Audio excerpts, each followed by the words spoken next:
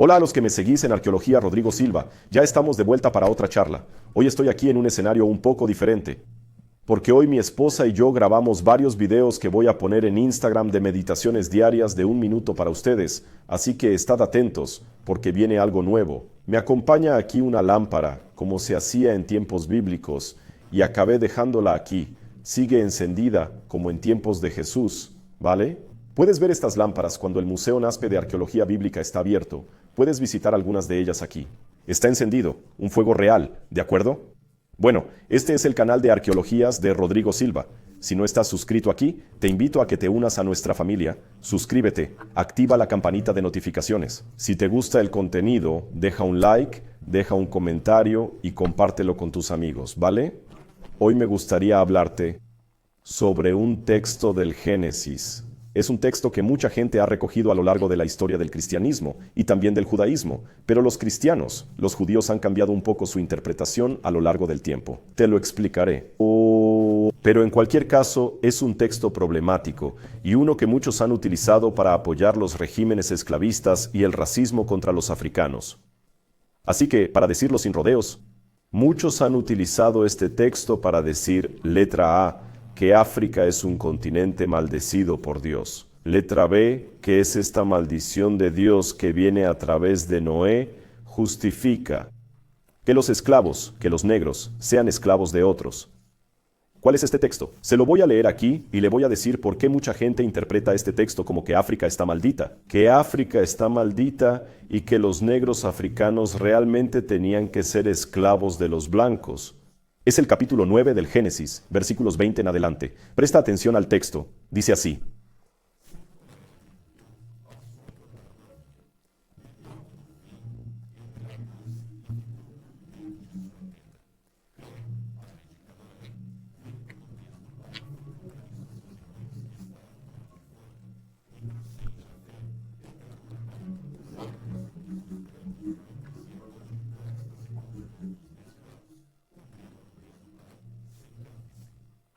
Cuando Noé despertó de su sueño, se enteró de lo que había hecho su hijo menor, así que dijo, maldito sea Canaán, que sea siervo de los siervos de sus hermanos. Y continuó, bendito sea el Dios de los 100, y que Canaán sea su siervo. Engrandezca Dios la fe y habite en las tiendas de Jund, y sea Canaán su siervo.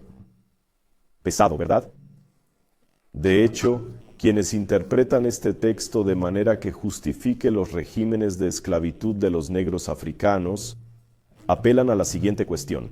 Noé tuvo 3 hijos, Canaán, Jund y Jafet. Según ellos, Jafet sería el antepasado de todos los europeos. Jund sería el antepasado de todos los asiáticos, los semitas. Y Canaán sería el antepasado de todos los africanos, los camitas. Así es como distribuyen la población de la humanidad hasta llegar a las Américas, que en ese momento quedó fuera, porque algunas de estas interpretaciones vienen de la Edad Media, antes de que descubrieran América. A partir de ahí, ponen, bueno, Canaán, el padre de todos los africanos, estaba maldito. De hecho, no solo él, sino su hijo Canaán. Por lo tanto, los descendientes de Canaán están malditos. Si están malditos, ¿qué maldición cae sobre ellos? La Biblia dice, Canaán, hijo de Canaán, sé siervo de siervos para tus hermanos. Así que cuando los negros africanos fueron esclavizados, acabaron cumpliendo proféticamente esta maldición de Noé que pesaba sobre su antepasado. Amigos, por despreciable que sea esta interpretación, todavía hoy la defienden muchas personas dentro de las religiones. Creo que es una temeridad, pero al mismo tiempo, también tengo que reconocerles que es un texto complicado. Permítame leerlo ahora, no desde el punto de vista de un cristiano, sino si yo fuera un crítico de la Biblia. Parece una historia sin pies ni cabeza, llena de injusticias. En primer lugar, Noé se atiborra. Esto ya es extraño, porque en el capítulo 6, versículo 9, dice lo siguiente sobre Noé. Noé era un hombre justo y recto entre sus contemporáneos. Noé caminaba con Dios. Ahora el hombre que era justo y recto, que caminaba con Dios, ahora se rellena la cara y se la chupa. ¿Qué clase de hombre justo y recto ante Dios es este que disfrutaba de la viritiña? Segundo lugar, Noé bebe, se emborracha, se droga, se quita la ropa. Es culpa suya. ¿No hay reprimenda de Dios en el texto? ¿No es extraño? ¿En ningún momento Dios reprende a Noé? ¿Cómo podemos explicar eso? Otro problema. Can va a ver a su padre desnudo y se lo cuenta a sus hermanos. Y por eso su padre lo maldice. ¿Solo porque vio a su padre desnudo? El que debería ser maldecido fue Noé, que fue desnudo, que se llenó de sí mismo. Y para colmo, ni siquiera es Can quien es maldecido directamente, sino su hijo, el nieto de Noé. Veamos si entiendo la historia. El viejo se llena la cara, se desnuda. El hijo llega y ve a su padre desnudo. Entonces lo toma y maldice a su nieto. ¿Y este nieto sigue siendo un antepasado de los africanos? Bastante disparatado, ¿no? Pero calma, calma, calma. Aquí viene la importancia de lo que ya he dicho, otras veces, en otras ocasiones. La Biblia no es un libro para ser leído como las revistas del tío Gilito. La Biblia es un libro para ser estudiado y analizado. No se trata de retocar hermenéuticamente para arreglar los problemas de la Biblia, no es eso. Pero lo es porque es un libro antiguo. Un libro escrito en otra lengua, otra cultura, otras costumbres. Necesitamos estudiarlo, analizarlo, hacer una exégesis del texto. De hecho, es importante hacer una exégesis incluso de lo que leemos hoy en los periódicos. El analfabetismo funcional que domina nuestra sociedad hace que a veces la gente lea, pero ni siquiera entienda lo que lee. Si esto ocurre con la literatura contemporánea, imaginemos un libro antiguo como la Biblia. Leamos la Biblia con calma, analicémosla. He traído aquí la Biblia hebrea porque a veces algunos textos en traducción son un poco diferentes. Y hoy voy a empezar aquí con la Biblia hebrea, viendo cómo empieza el capítulo 9, versículo 20. Noé, siendo agricultor, comenzó a plantar una viña. En hebreo está aquí. Vayel Noar, que literalmente significa y habiéndose convertido. Noé. Vayer Noa, que significa Noé, se convirtió. Así que no sé si era agricultor antes del diluvio o si se convirtió en agricultor. Aquí tenemos ambas interpretaciones. O era agricultor antes o se convirtió en agricultor después. Pero aquí continúa. ¿Por qué digo la palabra agricultor aquí? En hebreo es Ish ha'adama. Ish, hombre, ha'adama, hombre de la tierra, que tradujeron como agricultor. Entonces, Noé, siendo o convirtiéndose en un hombre de la tierra, un agricultor, luego el texto continúa. Baita, Karen, plantó o comenzó a plantar vides. Esa expresión, empezó a plantar vid. En el texto hebreo, Karen, derecha, Baita, Karen. Baita, Karen. Que Noé plantó las uvas por primera vez. Lo que intento decirte es que la hermenéutica del texto hebreo nos permite leer el texto como una situación sin precedentes. No es que Noé hubiera plantado uvas antes y siguiera haciéndolo. No parece que descubriera una nueva forma de agricultura allí. Usted sabe que muchos elementos de la agricultura que tenemos hoy fueron tomados de experimentos humanos. Por ejemplo, el plátano que comemos hoy, el plátano de hace 800, 1000 años, no tenía este aspecto. El plátano era de otro color, era una especie de fruta mala a través de varios injertos e inseminaciones de la tierra. Ya sabes, no solo tenemos una variedad de frutas, sino también algunas frutas que solían ser salvajes. Hablo de frutas, no de animales, que eran frutas silvestres, difíciles de comer, pero que luego se volvieron comestibles. Es el caso de los plátanos, las patatas, las calabazas, muchas de estas frutas. Si retrocedieras milenios, o verduras, no serían comestibles. Así que no hay nada que impida que Noé, también como un hombre de la tierra, Isradamar, un agricultor, comenzó a experimentar y descubrió el viñedo allí. E hizo jugo de ella. Luego se emborrachó. Dice que bebió el vino y se emborrachó. Esto no significa que Noé fuera alcohólico, y mucho menos que la práctica de beber bebidas alcohólicas fuera conocida antes del diluvio. ¿Por qué digo esto? Aunque hay un video que explica lo que la Biblia dice acerca de las bebidas alcohólicas, el vino se puede ver aquí en el canal de arqueología de Rodrigo Silva. Aunque digo que la práctica de beber alcohol no es parte de lo que Dios quiere para los seres humanos, no puedo negar que la gente bebía en la época de la Biblia. Ahora bien, hay que tener en cuenta que no todo lo que describe la Biblia es bello. La Biblia es un libro de historia y relatos, así que hay muchas situaciones que la Biblia solo está reportando, no firmando. ¿De acuerdo? Está informando. Y una de las prácticas del antiguo Oriente Medio es que la gente no bebía sola. No existía la idea de beber solo. Este asunto de un tipo sentado en una habitación con un vaso de whisky en la mano, llenándose la cara y vaciando una botella o una cerveza solo allí. Botella o una cerveza solo allí, vaciando la fosa d'Erliné, como él dice, está en la fosa, y empieza a rellenarse la cara solo, escuchando música de Roberto Carlos. Eso no existía en aquella época. Las bebidas alcohólicas, ya fueran de trigo, como la cerveza de cebada, ya fueran destiladas o fermentadas, las bebidas alcohólicas eran ante todo, y en las sociedades más antiguas, una bebida social. La gente bebía junta. Tienes, por ejemplo, el caso de la cerveza. En Mesopotamia tenemos dibujos de cerveza, siempre dos hombres bebiendo allí, un hombre y una mujer juntos, nunca una persona solitaria bebiendo. Así que el hecho de que Noé comenzó a plantar viñedos, implicando que era algo sin precedentes, y que estuviera bebiendo solo, nos lleva a considerar que no se trataba de una forma de embriaguez voluntaria.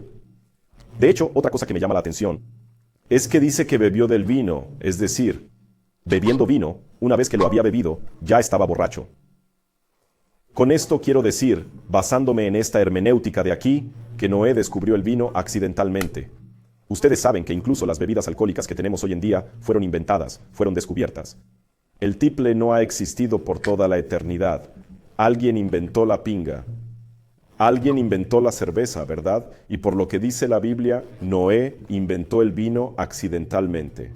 Hay cosas que se inventaron accidentalmente. Mira la historia de la Coca-Cola. Era un jarabe para la medicina. Un día, alguien accidentalmente le puso azúcar o jarabe y se lo bebió. Se dio cuenta de que sabía bien y se hizo millonario. Pero no dijo, voy a inventar la Coca-Cola. Fue un invento, un descubrimiento accidental. Lo mismo ocurrió con el vino. Por eso Dios no condena a Noé. Dios no lo condena porque no fue algo en lo que cayó. Fue accidental. Y cuando se emborrachó, aquí viene el otro problema. Can ve la desnudez de su padre. ¿Qué significa eso? Muchos, créanme, muchos incluso piensan que no es que el padre condenaría a su hijo solo porque vio la desnudez de su padre. Han tratado de encontrar una razón más fuerte para esto, diciendo, no, para que él haya visto la desnudez de su padre, el padre debe haber sido más grande que simplemente contemplarla. Luego, durante la Edad Media, algunos autores empezaron a decir que había castrado a su propio padre. Por eso Noé lo castigó después. Noé lo castigó a su descendiente. No veo mucha base en el texto bíblico para decir que castró a su propio padre. No veo ninguna base para eso. Y si castró a su padre, ¿por qué su padre condenó a Canaán? Entonces algunos dicen, porque Canaán ayudó a Can a esconderse. Canaán y Can también ayudaron en la violencia contra su abuelo, pero el texto bíblico no dice nada de eso, ni siquiera entre líneas, ¿verdad? Cuando dije aquí que Noé plantó un viñedo por primera vez, tomé el texto hebreo. Ahora, para seguir inventando cosas aquí, no creo que esta cuestión de que castró a su padre sea realmente cierta. Hay otra posibilidad que algunas personas todavía albergan hoy en día e incluso parece tentadora al principio. Que ver la desnudez de su padre sería como tener sexo con su padre. Padre, los que aluden a esto toman aquellos textos del Levítico y del Deuteronomio donde Moisés dice que el hijo no descubrirá la desnudez de su padre, ni la desnudez de su hermana. Descubrir la propia desnudez o conocer la propia desnudez significa tener relaciones sexuales con, por ejemplo, cuando Adán tuvo relaciones sexuales con Eva, el hebreo dice, y Adán conoció a Eva, y tuvo relaciones sexuales con ella. También, cuando José y María estaban allí, la Biblia dice que José no conocía a María hasta que ella dio a luz. Él no la conocía. No es que no conociera a María. Conocer significa oidar. El verbo en hebreo significa tener relaciones sexuales con. Incluso hay un texto tomado del Levítico, capítulo 18, versículo 8, que dice exactamente eso. Mira, Herbat Eset, Abcha, es decir, la desnudez de su padre. Lo tegalé, no descubrirá, o descubrirá la desnudez de la mujer de su padre. Mujer de su padre. Luego sigue diciendo Herbad. ¿Acaso? Porque la desnudez de tu padre es. Así que en hebreo dice, no descubrirás la desnudez de la mujer de tu padre, porque es la desnudez de tu padre. Así que algunas personas piensan que cuando él dice que vio la desnudez de su padre, no estaba simplemente contemplándola. Implica que tuvo relaciones sexuales con la mujer de su padre, con su propia madre, una relación incestuosa. Pero el texto no dice que él descubrió la desnudez de la esposa de su padre, era de su padre. Entonces otros, una digresión de este hilo, creen que no, que tuvo relaciones sexuales con su propio padre. Entonces otros, una digresión de esta hebra, creen que no, que tuvo relaciones sexuales con su propio padre. Una relación homosexual incestuosa violó a su padre. Por eso su padre se lo hizo. Sé que es muy fuerte que decir, e incluso los que señalan esto van en otra dirección. La palabra desnudez, Herbad, que aparece aquí, es la misma que aparece en el Levítico. Es la misma palabra que aparece, por ejemplo, cuando vas en Deuteronomio, capítulo 24, que dice que la única razón por la que un hombre podía dejar a una mujer es si encontraba Herbad alguna indecencia en ella, alguna desnudez en el sentido muy erótico de la palabra. Y la palabra que aparece aquí también, que es diferente de la desnudez de Adán y Eva, dice que estaban desnudos y no se avergonzaban.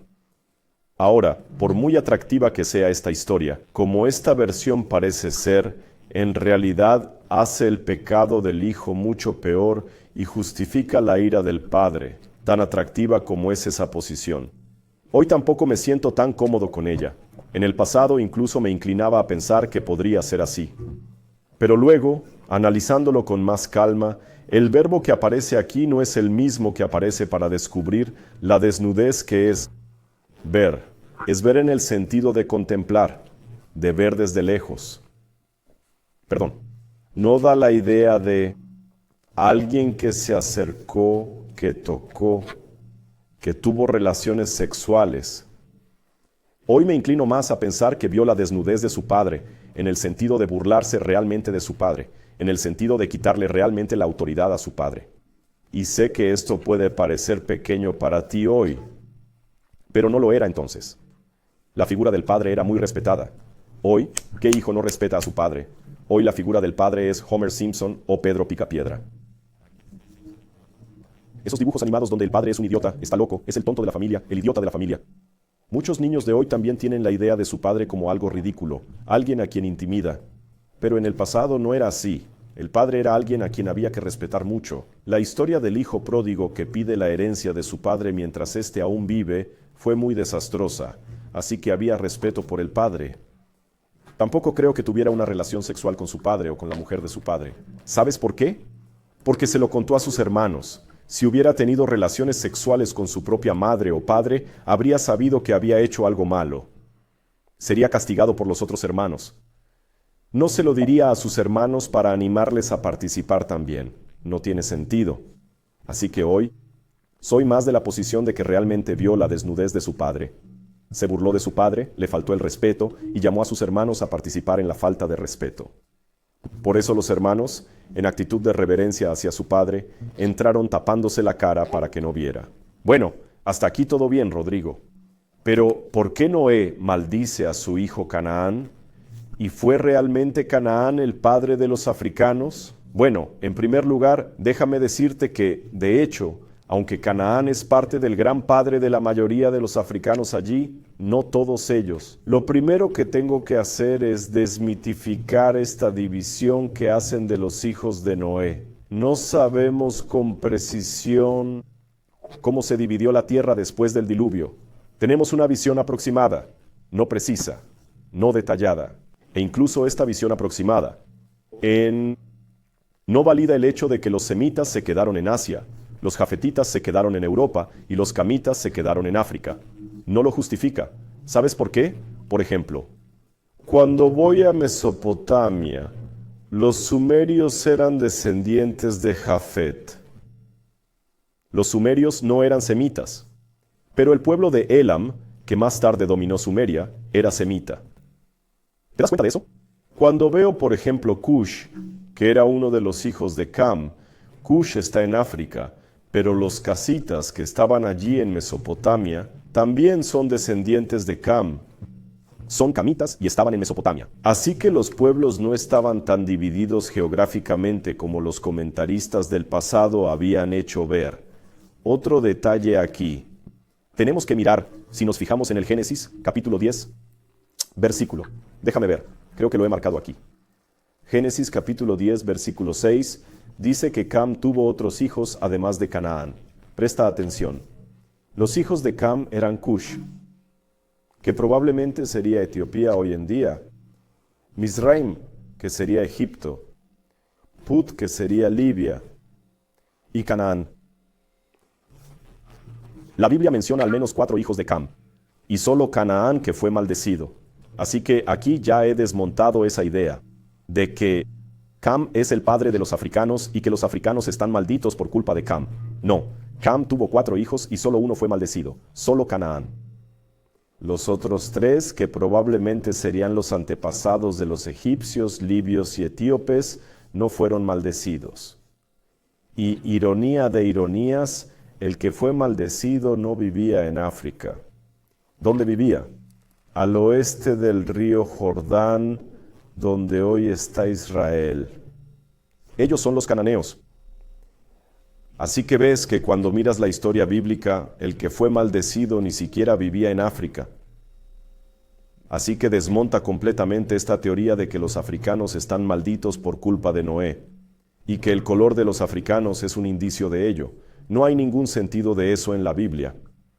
Bien, de acuerdo, Rodrigo, eso tiene sentido, pero ¿por qué fue maldecido Canaán? Tenemos que entender que en la Biblia el significado de maldición no es el significado de plaga, como algunos se imaginan en estos vudús. Te voy a poner una maldición hasta que deshagas el hechizo. Estás bajo una maldición. No, en la Biblia, muchas veces, la maldición es solo un presagio de algo que le sucederá a esa persona o a sus descendientes debido a su comportamiento.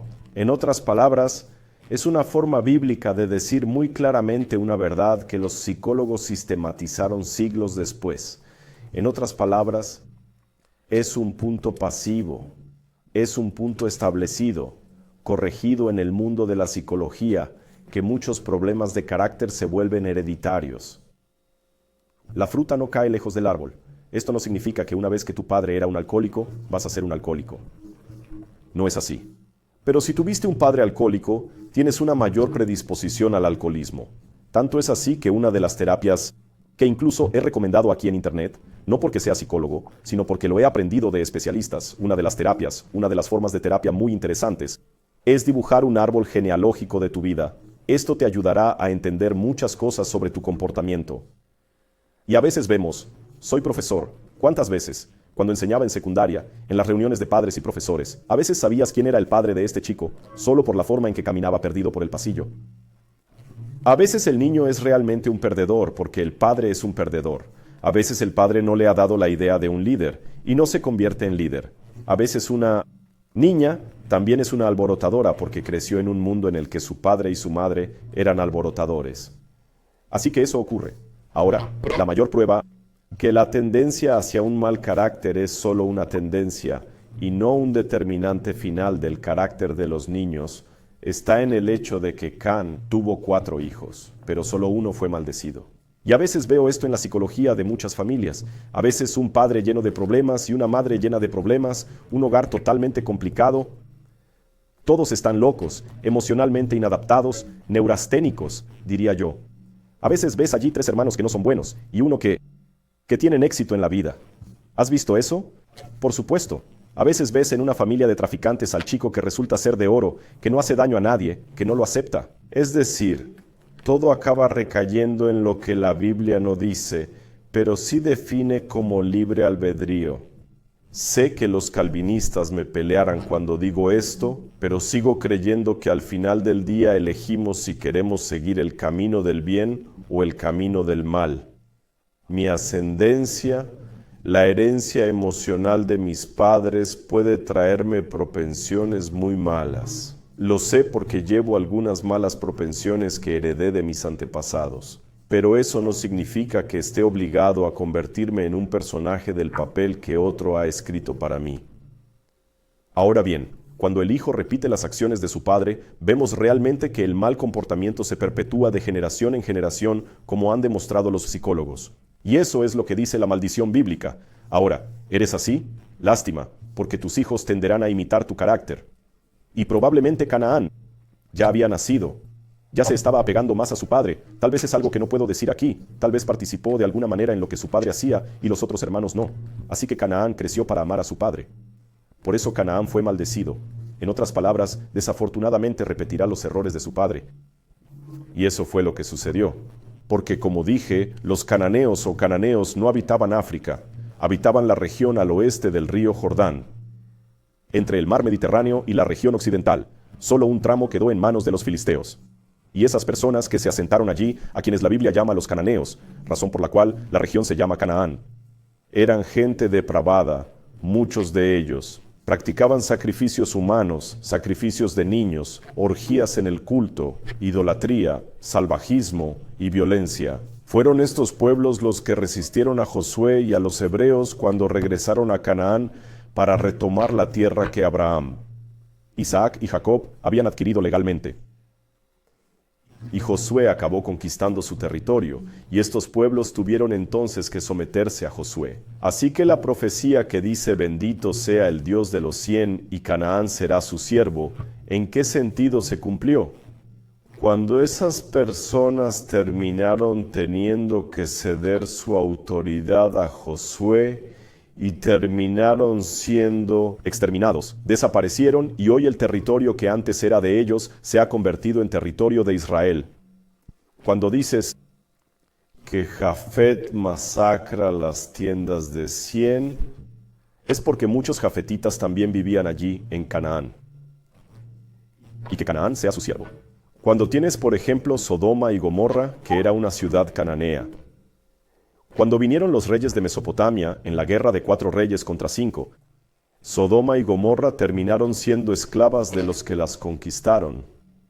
Así que es en esta situación en Canaán que esta profecía, por así decirlo, se cumple, y no en la esclavitud de los negros africanos.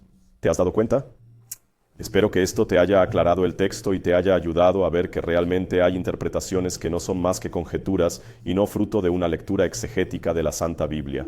De una lectura exegética de la Santa Biblia. Respeto a los que no están de acuerdo conmigo, pero rotundamente no puedo aceptar a nadie que, basándose en la Biblia, intente presentar una visión racista o justifique la esclavitud de un ser humano por otro. Sé que hay otros textos controvertidos, pero explicaremos cada uno de ellos poco a poco. Hoy solo hablaré del capítulo 9 del Génesis. Así que si algún ateo o no creyente, o a quien no le guste la religión está viendo este vídeo, no tiene sentido ponerlo en los comentarios. Pero has olvidado por qué Moisés le dijo al padre que vendiera a su hija. Tranquilízate. Ya explicaré ese texto en otro momento. Hoy solo explico el texto de la maldición de Noé, y espero haber dejado claro que no tiene nada que ver con una historia patética y mucho menos con la base de la esclavitud de los africanos. Todos somos uno en Cristo Jesús. De hecho, para terminar aquí, me gustaría hacer una corrección que mucha gente hace por ahí. Sé que muchos autores siguen insistiendo en hablar de razas, la raza negra, no sé qué raza, incluso la raza negra en su conjunto. Desde un punto de vista biológico, no hay razas. Hay una raza humana singular. La raza humana, con diferentes etnias, pero no hay razas humanas. ¿Cuál es tu raza? Humana. ¿Todo el mundo es humano? ¿Todo el mundo es humano? Presta atención a esto. En términos biológicos, todos somos una raza humana. Hay etnias. Y si te haces una prueba de ADN, no te sorprendas si, aunque seas negro, tienes en tu ascendencia el ADN de un austriaco, de un nórdico. Y si eres alemán, no te sorprendas si tienes la sangre de un palestino en tu ADN. Porque, por cierto, los laboratorios están mostrando, a través de ADN, lo mezclada que está la población humana. Que Dios les bendiga y continúe todo esto en la palabra de Dios. Hasta nuestro próximo encuentro. Adiós.